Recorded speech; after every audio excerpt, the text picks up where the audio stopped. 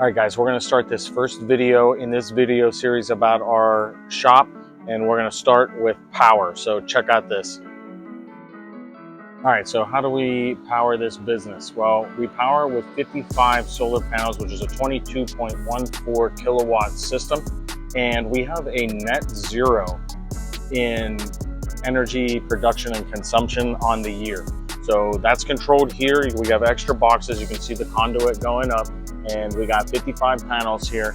And so we really don't have an electric bill. I mean, we pay for our solar panels, but it's net zero. And with energy prices going up the way they are, we got this at a really low interest rate that outpaces inflation. So this is a real money saver for us. We probably use approximately 3,500 kilowatt hours a month. So we do use a lot of power here, but it's all net zero, produced mostly by solar.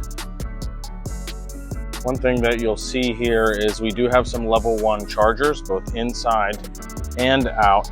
And that's because we get a lot of clients with hybrids, and we have a hybrid ourselves. We have a BMW i8, and so we have level 1 chargers here and outside.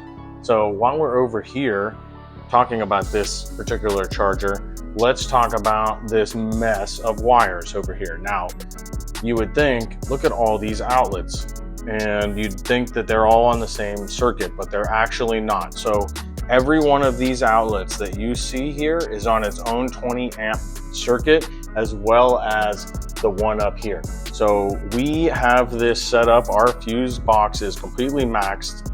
This is actually a double here, but our fuse box is completely maxed, and pretty much every major piece has its own 20 amp breaker, so nothing ever trips in here. So we have a dehumidifier, and we'll talk about all this stuff later, but we have a dehumidifier which has its own breaker. Same thing with the compressor, same thing with the water heater pot that we use for clear bra, same with the refrigerator,